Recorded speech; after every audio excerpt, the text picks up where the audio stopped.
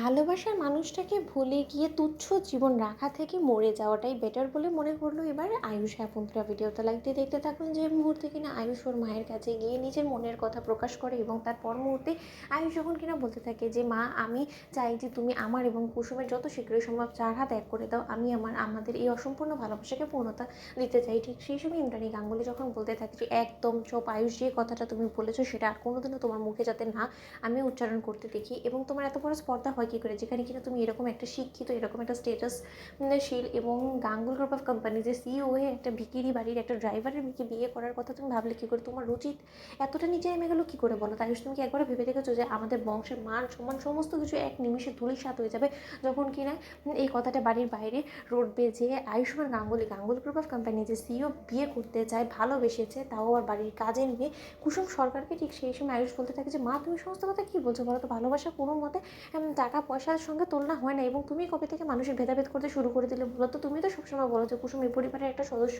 ঠিক সেই সময় ইন্দ্রাণী গাঙ্গুলি বলতে থাকে যে পরিবারের সদস্য হোক এবং এই পরিবারের বউ, এর মধ্যে জমিন আসমান পাতাল তফাৎ আছে। আয়ুষ, তুমি সেটাকে গুলিয়ে ফেললে হবে না। কিন্তু তোমাকে একটা কথা বলে রাখছি, তুমি যখন এত বড় স্পর্ধা দেখিয়েছো, তুমি নিশ্চয়ই কুসুমের সম্মতি নিয়ে সমস্ত কিছু করেছো, এবং কাল গোটা রাত হয়তো বা তুমি কুসুমকে প্রপোজ করতেই লাগিয়ে দিয়েছো। কিন্তু তোমাকে একটা কথা বলে রাখছি, যেই স্বপ্ন তুমি এবং কুসুম মিলে দেখছো সেই স্বপ্ন কোনোদিনও পূরণ হবে না। হ্যাঁ, একটা সময় হলে হতেও পারে, যদি আমি এই পৃথিবী থেকে চলে যাই, তুমি যদি কোনো মতে তোমার মায়ের মরা মুখ দেখতে না চাও, তাহলে তোমাকে এই ভালোবাসার সম্পর্ক থেকে যত শীঘ্র সম্ভব বেরিয়ে আসতে হবে। অন্যদিকে আয়ুষ যখন বলতে থাকে যে মা, তুমি যে মানুষটাকে নিয়ে এই সমস্ত তুচ্ছ তাচ্ছিন্ন কথা বলছো, সেই মানুষটা তুমি জানো আমাকে গিয়ে বলেছে যে যদি এই বিয়ে এর প্রস্তাব শোনার মাত্র তুমি যদি বিরোধিতা করো, তাহলে ও বলেছে যে যদি ও এবং তোমার মধ্যে আমাকে কাউকে বেছে নিতে হয়, তাহলে যাতে আমি তোমাকে বেছে নিই। অথচ সেই জায়গায় কিনা তুমি কুসুমকে এতটা খারাপ সাজিয়ে ফেলে আমার সামনে। শোনো মা, আমি তোমাকে একটা কথা বলে রাখছি, যদি এই ভালোবাসাকে ভুলে আমাকে বাঁচতেই হয়, তাহলে এই তুচ্ছ জীবন আমি কোনো মতেই রাখতে চাই না। অন্যদিকে ইমরানি গাঙ্গুলি বলতে থাকে যে আয়ুষ,